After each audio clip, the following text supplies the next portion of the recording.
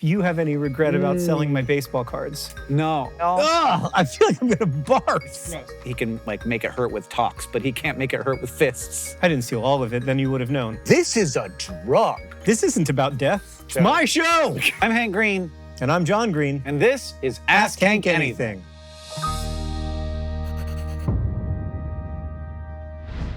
Hello, and welcome to Ask Hank Anything. I'm Hank, and I love learning, and I love questions. And in this show, guests ask me questions that I get to learn more about in order to answer them. And then I get to learn about them from the questions that they ask. And for the first time ever on my show, on my couch, it's my brother, John Green. Hello. How are you? Medium. How are you? Yeah, we made the absolutely delightful decision to film this the day after the end of the Thanksgiving weekend. Yes. Which feels weird because this is going to get uploaded in like a year or whatever. But both of us got to do LAX on the busiest day of the year. And boy, was it. Yeah, we weren't the only ones. No, other people had the same idea. Yeah. That'll happen sometimes. I said to my cab driver, I said, why are there so many people? And he said, it's the busiest day of the year at LAX. It's the most wonderful day of the year.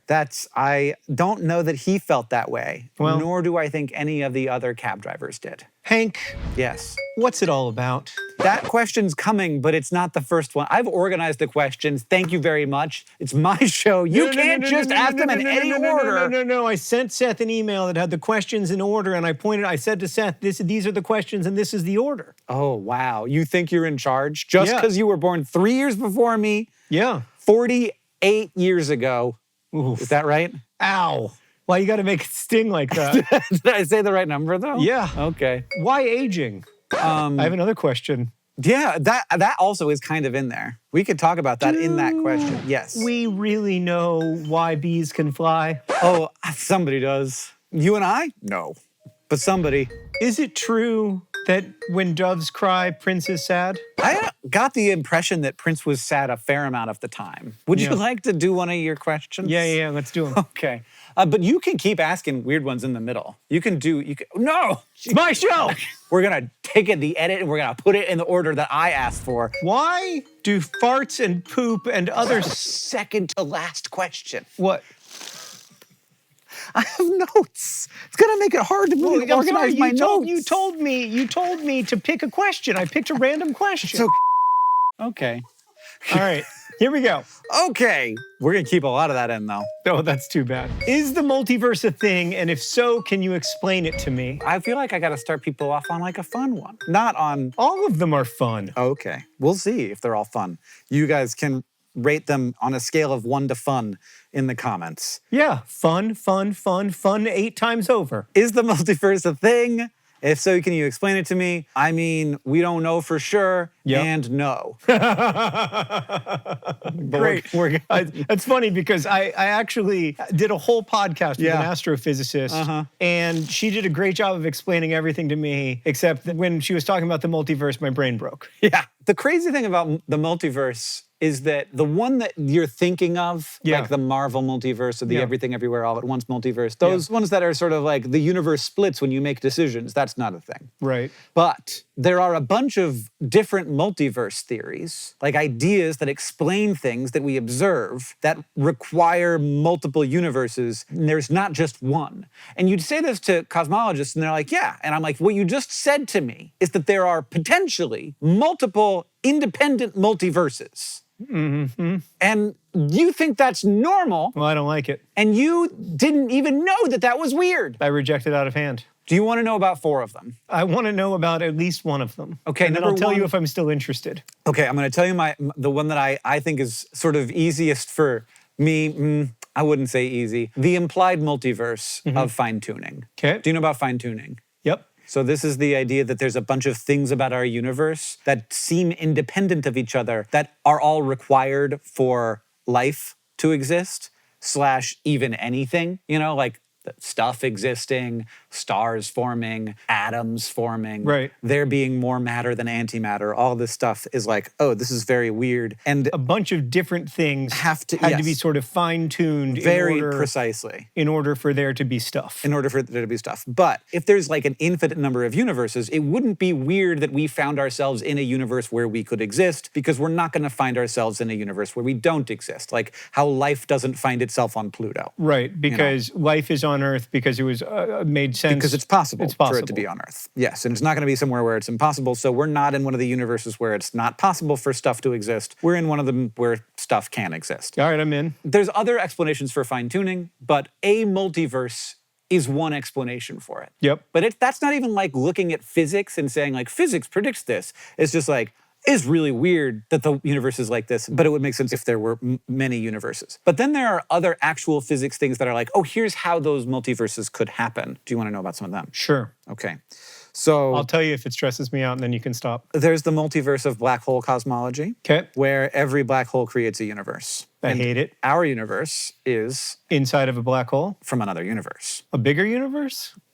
I don't know. Seems like it would be if it's got all this stuff in it. Ce n'est pas pour moi. Number two, there's the many worlds interpretation of quantum mechanics. This is the one that we mostly hear about. Yep. So when a particle turns out to be one way or another, when it's unobserved, it's like, oh, it can be both ways. But then when you observe it, suddenly it's definitely one or the other way. Yep. And the idea being that actually it is still both ways. We just now occupy the universe in which it is this way. And there's another universe in which it is that way. So there would be a lot of universes. Oh, yeah. A gajillion. Yeah.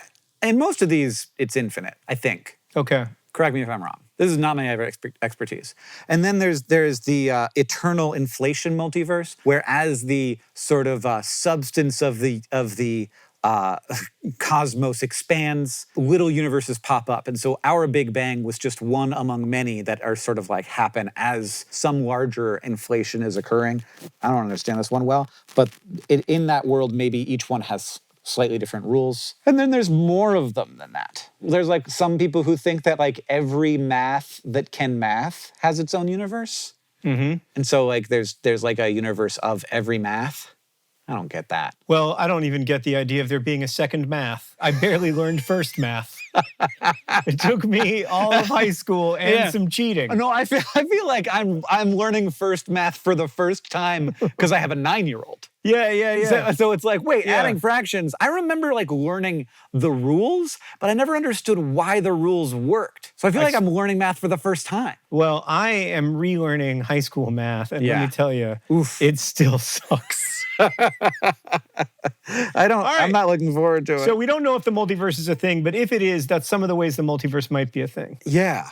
And they're good. And well, it's the thing that really upsets me the most about it is that there isn't one way that there might be a multiverse. And so there isn't any reason why if black hole cosmology was a thing and like eternal inflation was a thing, those would be two completely separate systems through which multiple universes would be created. We might have 2 infinities of universe. We might have 3. We might have more. I mean, that's the idea that we've discovered all the possible multiplicities of universes is ludicrous. Yeah, seems silly considering how little we know. I mean, I remember when the first time that you told me that we know when Cleopatra died, and we know when the dinosaurs died, and we know who George Washington was, but we don't know why there is matter. Yeah. That blew my mind. Yeah. Why is there stuff? Why is there matter in the universe? It seems like an important one. Knows. This episode of Ask Hank Anything is brought to you by Rocket Money. Budgeting, tracking spending, and trying to save all at the same time is hard. It's stressful. It can often feel daunting to manage your finances, but you can make your financial journey a little less exhausting by getting a high-level view of your finances with Rocket Money. Rocket Money is a personal finance app that helps you stay informed when it comes to your overall financial health. You can get a bird's-eye view of your finances and manage your money more effectively. Rocket Money allows all your financial information to live in one place. Your checking, savings, loans, and investment information can all be on your dashboard by securely linking your accounts. They offer high-level and in-depth accounting insights, allowing you to go on a deep dive when you got the time, or get information all at a quick glance when you're on the go. Rocket Money can automatically categorize transactions across accounts so you can see exactly where your money is going. You can create a budget or set individual spending goals by category and get weekly or monthly spending reports to stay on top of your financial activity. They will even track and consolidate all your subscriptions into one list, and if you decide that you don't want one of them anymore, you can cancel that subscription within the app with just a few taps. To prevent you from having to frequently check your accounts to stay up to date, Rocket Money can also send you real-time alerts for large transactions, upcoming bills, low balances, and more. With Rocket Money, you can stay on top of your finances with less stress. Rocket Money is free to download, but you can get a premium trial when you sign up with my link. You can go to rocketmoney.com/askhank or just scan the QR code. I'll also have a link down in the description. All right, let's go to the next question. Okay. Why does my nose drip with snot in the winter but not in the summer? So there's all the reasons you would expect. This isn't about death. And it's a fun one. That's It's how fun. we're starting. 1 to fun, again, fun. There's gonna be a couple of ones in there. Nope. Okay. So there's the reasons that you would expect, which is it's dry and there's irritation, and so your nose is creating mucus. But it's not just when it's dry. It can know. be very wet I know. and cold. So I did not know the answer to this question, and I am upset by it. So warm air can hold more water than cold air. You know that? Yes. When you bring air into your body, it gets warm, and also a lot of wetness from your body gets in that air. You breathe it out. So you know this because in the winter, you breathe out and you can see it. You see the all that water is dragon's breath. condensing in the air. Yeah. Out in front of you. This also, of course, happens on the a cold Coke. You know, the water, the warm air Sure. is getting on the side of your Coca-Cola. Why'd you pick Coke? We were having Cokes earlier. Out of curiosity. Sorry. It's a little hurtful to me. It's on your ice cold Diet Dr. Peps in the warm Atlanta summer. God, I've given these guys so much free promo, and they've given me nothing. Yeah. They haven't even given me free Diet Dr. Pepper. That's Nothing. why you should call it the choice of the new generation. You got to start calling it the slogans from other companies until they get mad at you. The original. Yeah. What were you talking about? We're Sorry, I talking was about, thinking so about like Diet there's Dr. your Pepper. ice cold Dr. Peps in the warm, humid summer. Yeah. The air gets close to it. It gets colder. It loses the ability to hold on to all that moisture, and that condenses. Turns on into condensation. So when you breathe out of your nose, when it's cold outside, the air hits your nostrils, which are cold, and the water condenses on the inside of your nose. You're getting Coke condensation on your nostrils? You get condensation on the inside of your nose. And that's why it's so runny, because it's not snot. It's water. It's water. Oh, no. I know. I fact-checked this like 6 different ways because I didn't want to believe it. That's even worse than our universe getting farted out of a black hole.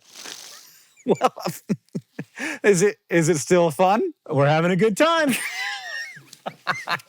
I like that I've cornered you into Fun on fun. Yeah, it needing to be fun. or Look, you're I mean, losing. that's better than if you're just producing more snot, which is what You're I not, assumed. yeah. I assumed you were producing more mucus in the winter because of something that's happening Yeah, with the and cold you air. are. Like there is But it's mostly that the air is condensing. especially the fact that it's like this runny, drippy stuff.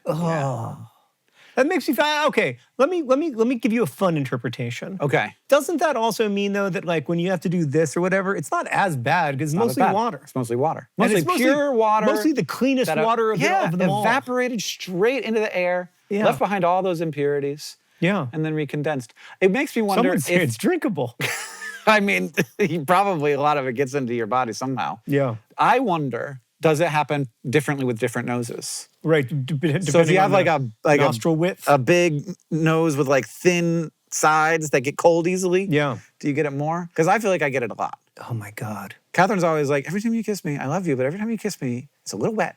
Yeah. On We the call nose. it the drip. It's the two of us. Are you also like that? Yeah. All right. Let's move on. John is much more in control than any guest I've ever had on this show. My show. How did you think of me when you were a kid? Fun.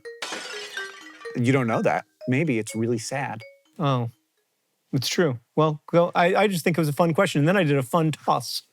It's actually a very impressive toss. The camera is going to be amazed. The quality of that toss from a camera perspective. Really good. I mean, was like a going to drone look shot. it's going to look like a special effect. It's going to look like CG. People are going to be like, he AI'd that, but no, that's my talents. Go on. I think that like many younger brothers, I thought about this a lot. You admired me? Why? Sorry, it's my show. You thought of me as sort of the brother you never had, if you will. But I had you.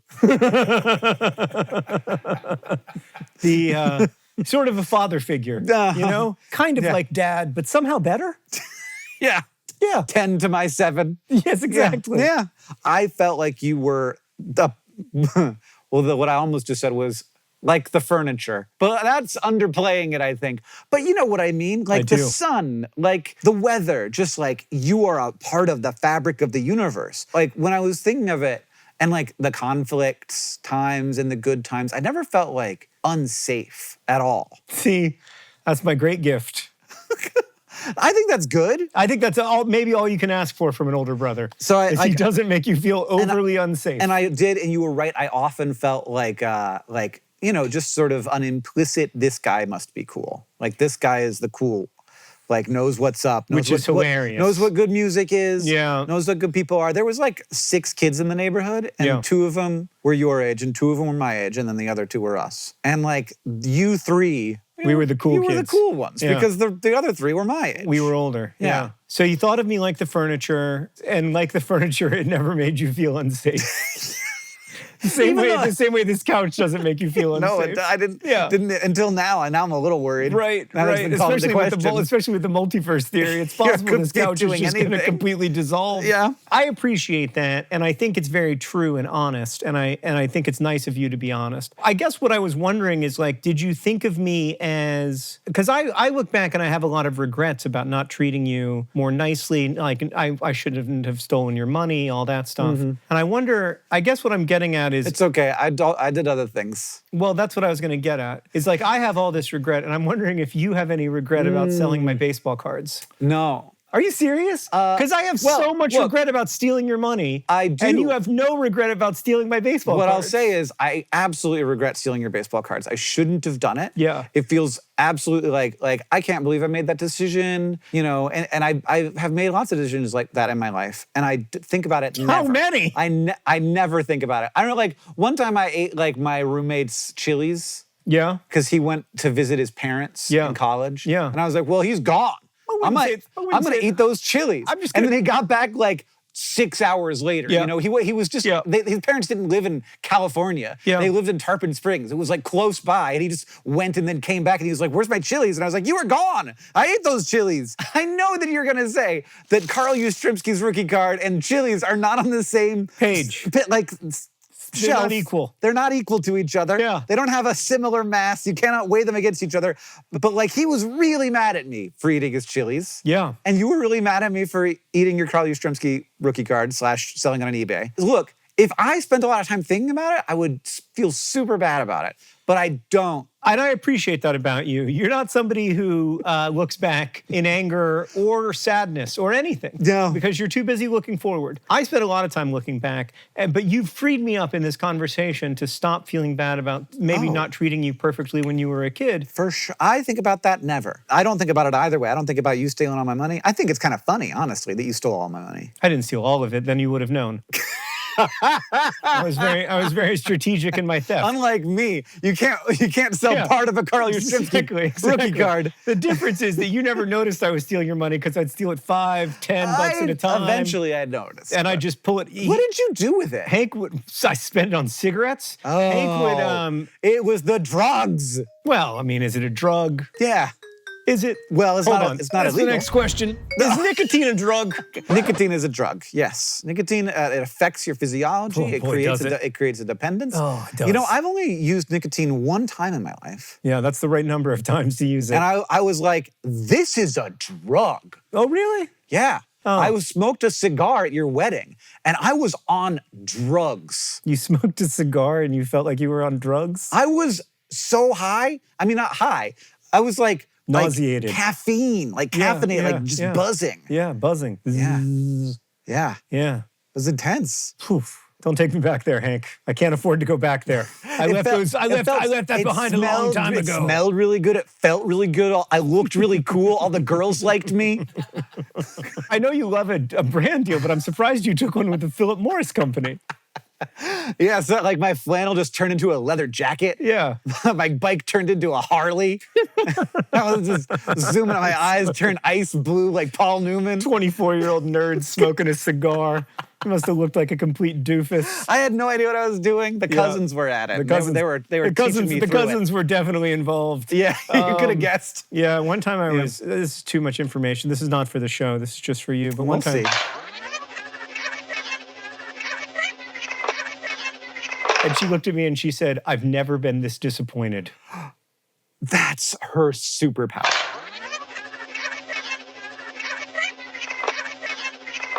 Oh, Jesus, you can't include that. One time, Nanny, while we're telling Nanny stories, one time I had pink hair.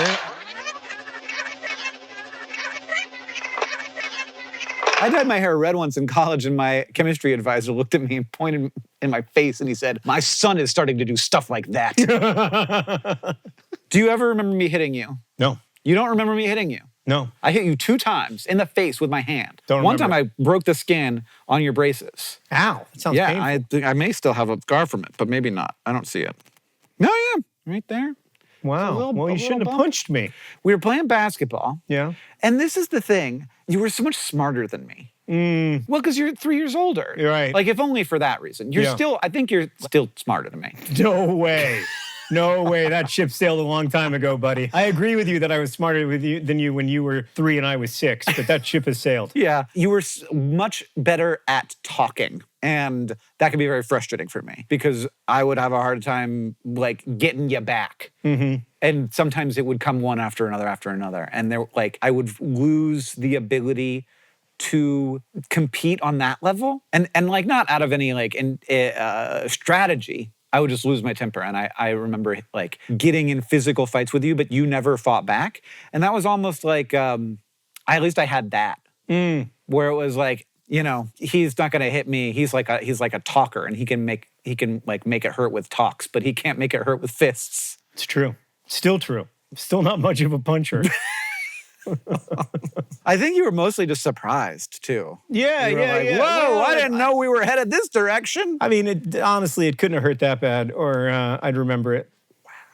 Sorry. It's a big deal in my life. Well, I mean, it's interesting to hear, though. Like, what's a big deal in your life? Yeah. It's the things where I put you in danger that I remember, and it's the things where you, like, lashed out in anger that you remember. Yeah. Yeah, I think that's telling. And I didn't sell your baseball cards in anger. That was purely capitalism, baby. I would say that's not how capitalism works. With theft? Taking someone else's resources and then distributing them to people who can afford those resources. But in fact, that is how it works. Just a little note to let you know, this guy, my brother, John Green, he's a bit of a novelist. He dabbles, you know, Prince Award winning, literally millions and millions of copies sold. Look, it's weird for me, especially weird because I read his books and then I am transported into a different version of my life where John Green is not my brother. He is famous novelist John Green, who I am a tremendous fan of. Well, John Green's first novel in nearly a decade is coming out September 22nd, and you can pre-order it right now. Hollywood Ending is a beautiful story about two 20-somethings who meet while filming a movie, and when their movie starts succeeding, their lives... I don't want to spoil it, honestly. John's also going on book tour. You might be able to go see him. There are still tickets available for some of the shows. There's links to that and a link to get the book in the description. So let's move on. What's the oldest living organism, like the longest surviving organism? Fun. Yeah, but we're headed to a place, aren't we? No, that's a great question. Now you're worried about What's- how long might we be able to live? No, how long do other things live? Who cares about us? This is actually a very difficult question to answer. I bet. And there's a bunch of different ways to draw the line. And I found this fascinating. There's, of course, like a whole category of fun facts here. Would you like to hear some of the fun facts? Yes. All right. Methuselah is a tree. United States. 4,850 years old. Good run. Pando is an aspen grove, but clonal. So Also in the United States. And this is that interesting pattern. Yes. Because areas that are well studied are more likely to have had them found. So there may, in fact, be much older things we just have not studied the whole world right. as carefully as we have studied parts of it. So yes, this Pando aspen grove, probably around 12,000 years old. Really good run. Really good run. There's a Mediterranean seagrass clonal colony that spreads extremely slowly and is very, very big. And they think that that's between 100 and 200,000 years old. So like one side to the other, 15 kilometers away, same genes. And so they think that this thing's just been sort of spreading across the bottom of the Mediterranean for... I'm just going to say it. That would be too long. Oh, yeah? Okay. That's too long for me. Well, so it's somewhere between 12 and 200. No, I think Methuselah would be great. You're going for 5,000? I don't know if I actually want to live a long time. That's part of why I came on this show. Okay. To try to understand that question. But I know I don't want to live 100,000 years. That seems excessive. That's a lot. That's like a sizable chunk of the history of humans. It's a third. That would be a lot to experience. Imagine if you'd seen that. I mean, obviously you're just seaweed, but like imagine if you'd seen that, like then probably you're going to live through the collapse too. Yeah. So you're going to see the rise and the fall. There is a fungal mycelium in Oregon that's maybe as much as 8,000 years old. There's the Greenland shark. It can live up to 500 years. There's Ming the clam, a named clam that's over 500 years old. Wow. There are some African termite mounds that have been inhabited for up to 4,000 years. So no individual termite, but the mound has been inhabited for all that time. Now, there's dormant bacteria. Sure. So they went into dormancy, they woke back up, they got frozen or something, or like trapped in a crystal. There's a frozen one that we revived after like 30 to 40,000 years. There's this one that was in a... That seems like a bad call that we made. To bring back to life a 40,000-year-old bacteria? Like, hey, is this going to be a problem? That's fine. Look, the dangerous ones are ones that evolved to infect us. 50,000, that we were around. We were around. We were. Finish off your fun facts. Most bacteria are fine. There's a claim that a bacteria was revived after 250 million years. Whoa. But this is disputed. It is controversial claim. I think that a lot of people are like, probably that was just a little bit of something snuck in from the side. It's very hard with bacteria. So there's a bunch of, there's some rotifers, which are like microscopic organisms that look like they have been asexually cloning themselves. So that's like, does that count for over 80 million years? These tiny little organisms. So does that count? Like what's, like this is a weird thing for me. Right, well on that level, like wouldn't amoeba be the first amoeba is still alive kind of thing? Well, also kind of the oldest thing on Earth is everything that is currently alive. Because it all came from the same ancestor and it's all part of one unbroken chain of cells dividing. Yeah. Unbroken chain of cells dividing. That's formed a sort of scum on the surface of the Earth. I wouldn't call us a scum. I mean, if you saw it from a distance. I think I'd look at it from a distance and I'd be like, look at that cloudy ocean ball with some green stuff on it. A very thin layer of green. Scum, if you will. Well, I was going to say it's not very wet, but it is all wet, a little bit wet. It's all wet. I mean, that's one thing about life. Uh-huh. It's disgustingly wet. I think that you don't need the adverb. It could just be wet. No, it's disgustingly wet. Oh. The fact that, like, I am currently carrying a bag of ocean around inside of me so that I can live. I'm like sloshing around in there. Sloshing to the studio, sloshing into the car, sloshing into the plane. Imagine, if you will, that my soul is a tiny little, and I know that there is no physical soul. You don't have to get into that crap with me. Imagine if my soul is a tiny little speck, whatever is the core me. My brain, say it's my brain. My brain, very wet right now. Super wet. It's like drenched. Yeah. In fluid. No, if you exist, the you that exists is wet. But yeah, you can see how it's like drawing a line around the oldest thing is messy. Right. Because does it have to be multicellular? Does it have to be, no individual trunk of Pando is that old. Right. But like, it's a ship of Theseus It's a ship of Theseus thing. Whereas like a human lifespan, 125 years at the very outside, is pretty determined. This question is less determined. This is definitely undetermined, and I bet that we will continue to find things that may be very old. One of my favorites is the moss that forms peat bogs. It builds the peat bog out of its skeleton, but there's always like a little tiny bit that's above it and doing photosynthesis, and then it like grows a little more, and then it's like the bottom part of it, it stops doing photosynthesis, and it becomes like a skeleton, but the skeleton is really good at holding onto water, and it changes the pH of the environment to like be inhospitable to other things. So it's sort of alive. It's like the bottom part is just doing stuff, but it's more of a physical structure, but the top is alive the whole time, and it's always growing up, and that has like since the last ice age. So like 12,000 over years. 10,000 years. Yeah. Jeez. Again, all of these would be good runs, but I think the real question I was trying to ask, Hank, is how long do I want to live? I don't know how long you want to live. Me neither. Somebody asked me recently, they're like, would you want to live as long as you wanted? No, because I would never want to die. I would keep at the... But who are you to make that decision for that future person? Who am I to make that decision for that future person? Exactly. Yeah. So that's what I was like, look, I'm not going to tell this person they have to die because I know right now I really don't want to die. All right, let's move on. Why do farts and poop and other sulfur smells smell bad to us? This is objectively fun. That's fun. If you're not having a good time right now, I don't know what to tell you. Why do farts and poop and other sulfur smells smell bad to us? Like, is there an evolutionary reason for being grossed out by that smell? And let me ask you as an addendum, if there is, why is it not shared by all mammals? Because many mammals eat their own poop. They eat other animals' poop. You've got the giraffes. I've met giraffes dogs drinking each other's urine to find out if they're menstruating or whatever. Yeah, I had a friend's dog like show up, like ran into the woods, came back, had been rolling around in a dead thing. Yeah. It's like, that's what I wanted to do today. I smelled that and I was like, you know what, number one thing that we should do with this? Yeah. Put it all over. So this is my question, Hank. Why to us does it smell bad? Is it socially conditioned? Oh. Or is it evolutionary? Thank you so much for asking that question that way, because I'd like you to close your eyes and then tell me if you think that that your distaste for this smell is socially conditioned. Oh, God, that was nasty. Why'd you do that to me? Think that was socially conditioned? No, I didn't like it. What was that? It's called Smell from Hell Unholy Prank Spray. It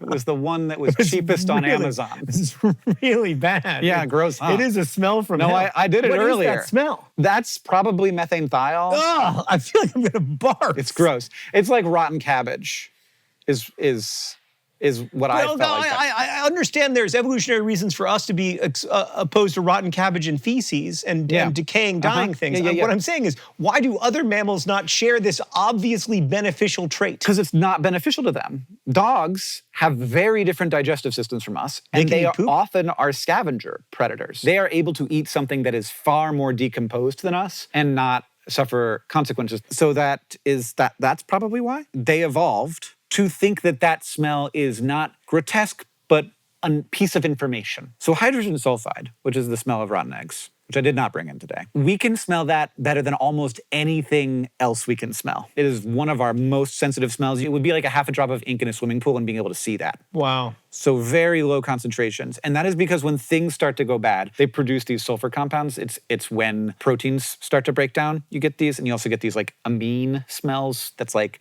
cat pee or like rotten fish smells. They are signals that something has started to like microbes have started to digest this food. And we don't want to eat that because those microbes can survive in us. And we also, I don't know for sure, but it seems like we got good at cooking food, preparing food, making stuff that was just right for us. And maybe our digestive systems got to we don't have to be so complex or so brutal to the food. So there is an evolutionary reason why farts smell bad. There is absolutely. It is so that you will smell it and be like, ugh, I couldn't even eat that if I was starving. Can I tell you a fact? Did you know that they put that rotten egg smell in liquid natural gas so that you smell it? Yeah. Because otherwise you wouldn't smell it. Methane does not have a smell. And it would be really bad if your house filled up with it and you did not know that. Crazy thing, dogs, of course, can smell much better than us. This is my favorite part of this. You would think that the smell would be more intense for them. Yeah. But that's not how it works. Our brains, they can just get one tiny signal, and really what it's about is that signal exists,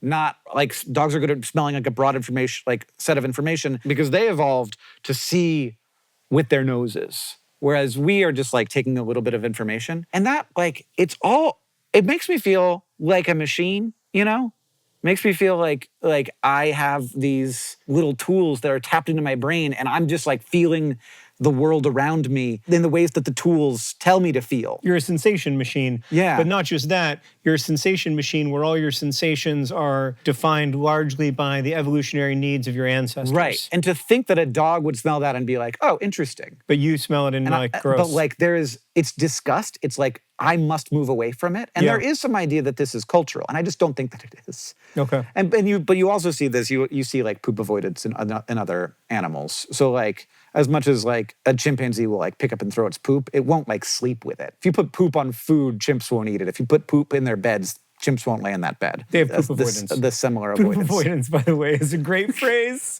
Yeah. Poop avoidance. Yeah. And I think that we have, and I think rightly, developed a high level of poop avoidance. Yeah, but And increasing, it seems like. let me throw this out there. Is that also part of why, like, people, for instance, struggle to get colonoscopies? Because it's sort of poop is sort of stigmatized. Discussing poop is seen as sort of Right, and you don't want to be like, there's gonna be like a guy who experiences my poop areas. Yeah. Yeah, I don't But love he's that. trained to do it. And has experienced so many poop areas. Yeah. Yeah. This is not their first rodeo.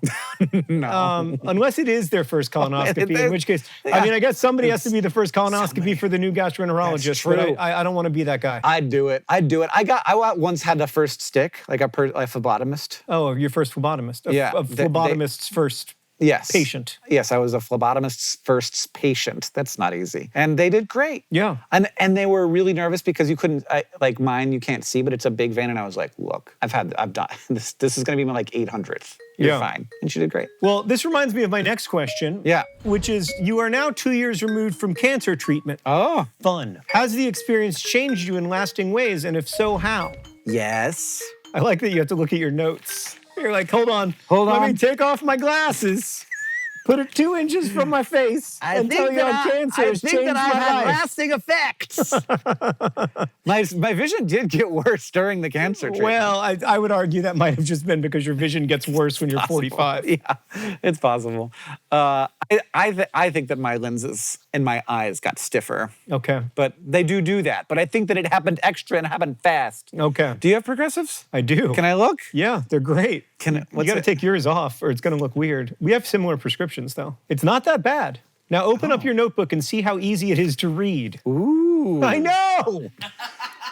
It's only this eye. This one's too different, but this one's great. It's great. Wow! It's great! It's almost the same. Oh my God, I haven't felt this good in years. Wow, you look like a crisp, like Magic Man. All right, give me my glasses back. I can't see you. All right, there you go. Wow, Crisp Magic Man checking in.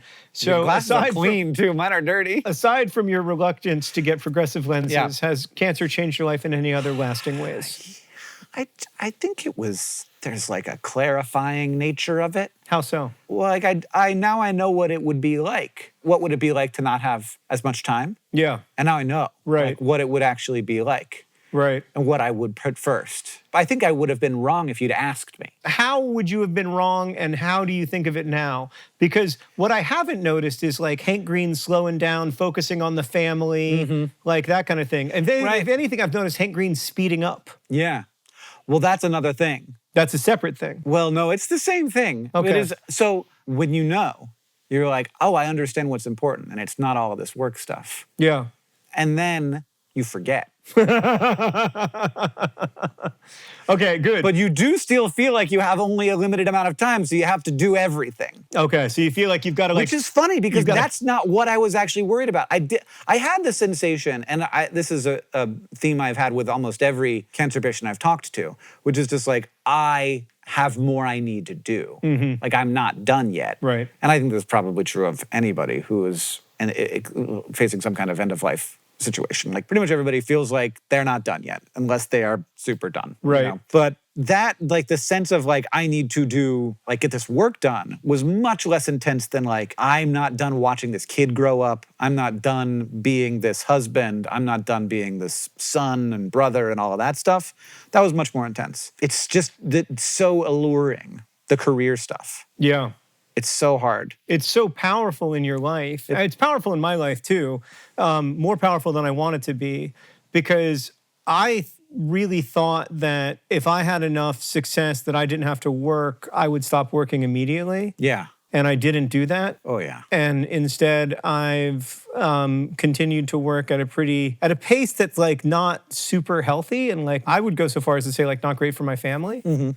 And you do that too. And I guess, where is that coming from, is my question. I don't know if it's just the incentives. Yeah, but it's a very narrow viewing of the incentives. But yes, I agree with you. Yeah. Okay. But other things, like I feel like cancer changed my understanding of my body a lot. Yeah. And it made me kind of more forgiving of it in a weird way. Yeah. Where it's like, oh, this is actually kind of amazing that any of this works at all. Right. And you often say we're 30 trillion cells trying to maintain homeostasis, and it's kind of kind of a miracle that we ever do. Yeah, exactly. Yeah. I don't know, man. Like, why are they all working together? Yeah. It's not for them, it's for me. But what am I? Right. Very weird. It's deep. So there's that. And then, yeah, I'm also much more scared. And not just of cancer, it seems like. No. It has heightened all of the anxieties. In fact, I sort of waffle back and forth. I have, health anxiety. But then if I'm not experiencing that, I'm experiencing some other thing that's like waking me up at 4 a.m. And there was something this morning. I can't remember what it was, but it was something. Oh, it was a video that I'm making. I was worried people are going to be mad about it, even though I haven't published it yet. I've got a great solution for that one. Yeah. Don't make it. I could just not publish it. That's what I do. It's so good, though. And Well, no. everybody thinks... You know what I do, Hank? It's really important. There's people who are wrong about something. This reminds me And of, my video is right. reminds me of like when we were in high school and mom and dad would be like, come down for dinner. And Hank would be like, I'm sorry, someone on CompuServe is wrong about something. Yeah, no, I'm still at it. I'm still at it. I printed out Hank. those conversations I had with creationists when Oh I my was God, like 16. Hank. Oh my God. All right, listen. Did it work? Did it work? No. Yeah, it didn't work. No. That's my point. All right, let me throw this out there. Do what I do. Make the video. Yeah. Go through the entire process of creation. Enjoy the creation. Make the thing. Wait until it gets 100 likes and delete it. Wow. That'd be wild. It feels so good. I do it on Tumblr. Remember Tumblr? Yeah, but I'm you still don't make there. that whole video. Videos take forever. No, I make whole videos sometimes. Oh, wow. Vertical videos mostly. I haven't kept a vertical video up for more than 10 minutes in like 6 months. That's good. That's good. That's a good policy. It's a good policy. The world doesn't need more vertical videos. And then sometimes somebody will like grab the video and be like, listen to what John Green said. And I'll be like, I deleted that and everybody knows it. If I meant it, I would have deleted it after 5 minutes. If I stood by that content, it would exist still. I stand by hardly anything I've ever said. No, good for you. Oh, man. Good for you. Oh. You know? I got asked people are recently- like, what do you think about this thing you said? I don't like it. Yeah, That was boo. dumb. That guy sucked. What was he thinking? Me from the past was an idiot. Or like not even, like, I don't really have a strong opinion on that. Yeah. Like, I got asked I did this interview called The Interview for the New York Times, and one of the questions they asked me was something along the line, it's not in the piece, but something along the lines of, do you regret this or do you regret that? And I was like, yeah. Oh, yeah. I regret like 40% of everything, you know? All regrets. Yeah, I got a lot of regrets. 40% regrets. I'm 40%. That'd be a good tattoo. Tattoo? Tattoo. It's like miracle. Anything else that's changed since you had cancer? You've had some physical changes, but I think the biggest change has been like psychosocial. Yeah, for sure. I have like, I can't remember, but I was just thinking about like my one lingering cancer, like physical cancer symptom. Yeah. But I can't remember what it is now. Well, it must not be that bad. No, it's not. Oh, I get migraines now. Oh, that sucks. But like rarely, and usually just the visual component. And you've been cured from ulcerative colitis. Yeah. Oh, also, this is a weird lasting effect of cancer. So I don't know if I'm cured, but I am managing my colitis very effectively without medicine, which they love. They're like, I don't know what's going on. Just keep giving us your poop every 4 months, and we'll test it to make sure that you're not relapsing. Great. So I do that, and then. It's just I got a group of people who want my poop. Yeah. What else could you want? Well, in truth, Hank, given the previous question, it's very rare that a human being finds themselves in a situation where every 4 months someone is like, can I have your poop, please? Yeah. It's a nice thing. It's a miracle of the modern world. But I also am now allergic to shrimp, which I was not before. I mean, it's not a huge loss. No, I mean, I also crab and lobster. I miss that a little bit. But It's a 3 out of 10. If we're gonna trade colitis for crab, Yeah, exactly. oh my God. Imagine like if in a colitis flare-up, God had descended from heaven. Yeah. And this is a bit of a hypothetical, admittedly, but God descends from heaven and he's like, hey, I'll give you cancer and I'll get rid of your colitis and you're going to be allergic to lobster. You would have been like, first off, you suck. Yeah, exactly. Why? If you can do this, why don't you just do it? What kind of what kind of lame God are you? Why'd they give you all the power? Yeah. But then secondly, you would have said, yeah, I'll take that. No. If we could have carved the cancer off of it. You wouldn't take that? No. The cancer is so bad It's like, it's so bad for, like, I have so many higher risk factors for so many things now. I have a much higher chance of dying post-cancer than pre-cancer. Well, that's a bummer. Yeah. Hank, I love you very much, and I don't know how we got in this situation, but we promised the people this would be fun. My bad. They are your questions. Okay. Yeah. Well, I'm just glad that you're in good health and good spirits in the scheme of things. I am very bummed out that the whole cancer thing happened and a little angry about it. It's interesting that you've never been angry, that I've seen. I was Not angry. to me. I was angry. About the cancer? Yeah. Yeah. I was angry. I was super mad. Because I was feel super pissed off. that's mostly what I feel is that like it's this great injustice that of all the people who could get cancer, it would be Hank Green. I hate being angry in public. I hate it. I hate being observed being angry. I hate being observed losing control. But yeah, I was very mad. Good, me too. I think it's appropriate to be mad in that situation. Yeah. All right, let's ask another question. Hank, Yeah. I got a fun question for you. Okay. Why does everything we observe die? So, I mean, if it dies, it's not just stuff we observe, it's alive. What? Not everything we observe dies. Yes. There's lots of things that are not alive that we observe, and they don't die. Even they kind of die, like the rocks will eventually be, like the ocean will eventually boil and so on. All those atoms are still going to be there, Okay. You could imagine a hydrogen atom just floating in space. But the universe is going to die. Die? It's not alive. It's going to get worse and less interesting. Ooh, interesting. What do you think makes a dead universe worse? Like, what's getting worse? Well, it's less hospitable to life and less interesting. So less interesting. There's less to look at. There's fewer, like the night sky will literally dim. So we're making an objective call that like better is more interesting. Complexity is good and life is good. How'd you come to this? I am in favor I agree, of, but how'd you come to this? Where's that from? So I think that we are interesting.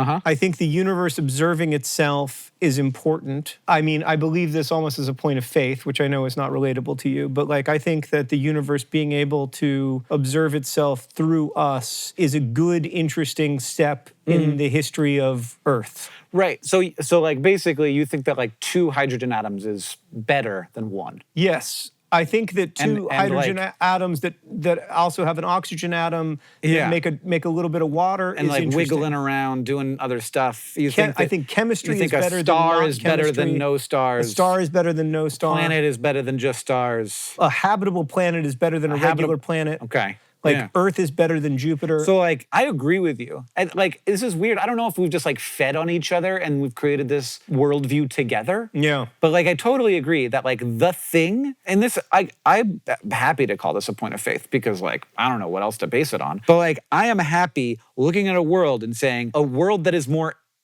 complex is better. Yeah. So like, if you can say that a universe with something is better than a universe with nothing, then really what you're saying is complexity is good. Is like an absolute good. Yeah, I mean, not all complexity is good, obviously. What do you mean? Well, like the complexity of the alarm systems at 3 Mile Island caused that nuclear meltdown or whatever. Oh, yeah. I mean, I'm not saying like all forms of like you can overcomplicate anything. You don't want to intentionally make things complicated. I think Ulysses is better than Finnegan's Wake. Right. I don't know what that means, but sure. It's a good point. Until this moment, I thought the wake was from a boat. No, it's a guy's wake. Yeah, it's a guy who died. It's funny, Ulysses also has a big funeral in it, but it doesn't take up the whole damn book. Does it have a big boat in it? No. Does it have a boat in it? There's some ocean at the very beginning. Okay. The scrotum tightening sea, I believe he calls it. I've had that sensation. Snot green sea, the scrotum tightening sea. It's a riff on Homer's The Wine Dark Sea. Anyway, moving on. What were we talking about? We're talking about wakes. Yeah. But before that, we were talking about complexity. Complexity. Complexity is good. Right. Well, this like... And life is good. We are both life is so much more complex than anything that 3 Mile Island had going on. Yes. Yeah. We both, but you're right that we both think, and this is not a universally held position, but we both think that life is, like, for lack of a better term, worth it, like worth the chemical energy of life. That like it produces more than it takes in chemical energy, and is interesting and like worthy of preservation, which is not something everybody agrees with. I mean, I think that it is very easy to say, well, what does that come from? Like, what's the foundation that you're like building that belief system on? And it's like, I don't care. It's kind of how I feel. Yeah, I mean, I don't need everything to like be resting on a super solid foundation. Like if it's working internally, if it's working inside of me, if it makes sense, and I feel like it's explanatory. It does a good job of explaining the way I feel, which is that like a tree is more important than a rock and a person is more important than a tree. Right. I think that it doesn't really matter if it's constructed like out of nothing. It doesn't really matter if it's made up as long as it works. The idea that like you have to derive all great true truths from some higher source, or from like foundational truth somewhere that like can't be questioned. It doesn't do it for me. I don't know how. I feel bad that it doesn't do it for me because I know a lot of people who are smarter than I. I find it interesting, but I don't think that they're gonna like figure it out. No, I don't think they're on the cusp of figuring it out. Yeah, well, I don't think that they think they are. I think that it's just like an enjoyable process, which I'm fine with. But you can't just sit there and ask forever when you could have a fairly coherent system for understanding like that there is good, there is like better, and that's actually based on something. It's based like, yeah, Earth is better than Mars. It's got chameleons. It's got, not only that, man, Earth has swimming. It's got swimming. It's got David Boreanaz. I don't know who that is. We had a nod back there. One nod. Who's that? He's an actor. Oh, David Boreanaz. Yeah, from Angel. From Angel. Yeah, I'm very familiar with his work. I've never seen the program. Isn't Angel based on Buffy? Angel is a Buffy spinoff, yes. And Buffy is based on vampires? Buffy's based on Buffy the Vampire Slayer. And vampires are based on tuberculosis. Oh.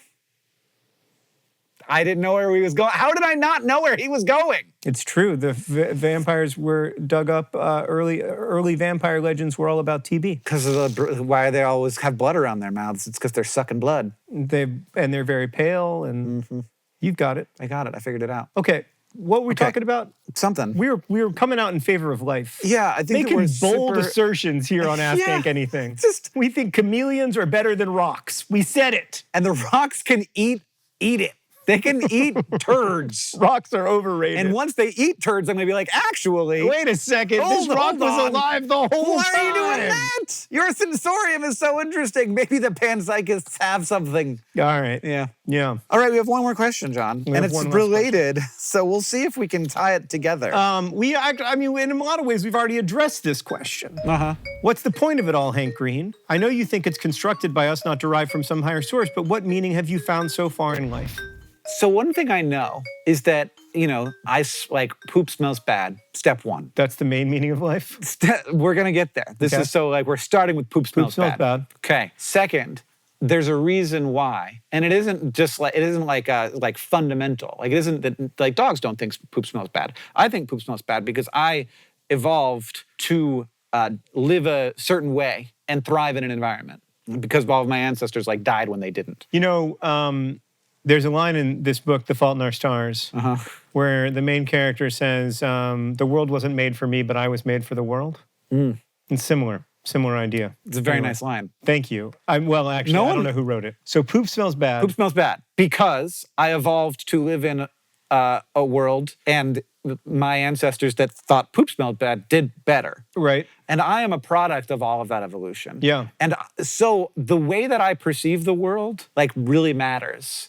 And what the signals that I get from the world that tell me that I'm doing the right thing matter. Which is also say that maybe kind of the meaning of life is to pay attention to my biology and do not what feels good, not just whatever that school of thought is, hedonism. Hedonism. And not just pure hedonism or anything. Yeah. But also the things that bring me richness, the things that work and make me feel like I'm engaging well and like that brand new with Clash of Clans.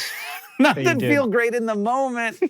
Things like that. Yeah. Right? Yeah. Yep. Yeah. Clash of Clans, brand deals, and and children. Getting people to get fart spray off of Amazon for me. Having a good weird time going on walks, especially things that make me feel better the next day, you know? I just want to expand on that because I think it's a really interesting way of looking at meaning in life. I think that part of what is meaningful in life is what brings us relationally deeper into the world and into one another's lives. And Here's I the think thing. that is something that's been evolutionarily selected for. For sure. Absolutely. And like so- we suck by ourselves. Our superpower is not competition, it's collaboration. So like probably if complexity is good, brains are very complex. Yeah. But like a weirdly even more complex thing is like brains doing things to each other. Brains which is in like, relationship with each other. Uh-huh. Yes. Wow. Very Wild. powerful. And then you have like that builds a culture, and then cultures in relationship with each other. Whoa. So on some level, paying attention to the incentives and maybe changing the incentives when they aren't working for us. Right. And also paying attention to like how I feel tomorrow. Paying attention to how you're going to feel tomorrow. Yeah. And then paying attention relationally to and nurturing yourself relationally, which is part of how you're going to feel tomorrow, by the way. That I've nurtured myself relationally. I hope so. Yeah, because we had this chat. Yeah. Yeah. That's how I'm going to feel tomorrow. Yeah. Good. And then the last thing that I would say is love. Yeah. I actually had a similar word in my head. I was thinking of like ripping a good curl on the waves of the beach. When you go surfing? Yeah. that Hank Green surfing? Uh-huh. Let's go surfing now? Yeah. Yeah. Ripping a curl. That's what they call it, Hank. Out there Is it? in California. Yeah, they say, hey, do you want to go rip some curls later this morning? Yeah. Yeah. Sounds So they like a wake thing up- they'd say. They wake up early to rip curls. Uh-huh. I bet they rip curls all hours of the day. This is what happens when I bring up love. Sorry. I think we got the show. He's decided. And cut. Thanks for watching. You can support Complex. John, thank you for coming on the show and joining me and coming all the way to Los Angeles. It's been fun, genuinely. Just like I promised it would be. Everybody rank the questions 1 to fun. And if you want to ask me anything, you can put questions in the comments, and I'm going to go through and I'm going to pick some out to answer. If you see one that you like, you can upvote it so that I'll be more likely to answer it. Thank you for everybody who leaves questions. It's always fun for me to do. If you want more of Ask Hank Anything or any of the many other things that we do at Complexly, you can make sure to subscribe right here at youtube.com/Complexly. Thanks for watching. You can support Complexly and get bonus videos from Ask Hank Anything and more by going to complexly.org/support. Also, if you want to see more of what we're up to, you can join the Complexly newsletter by visiting complexly.org.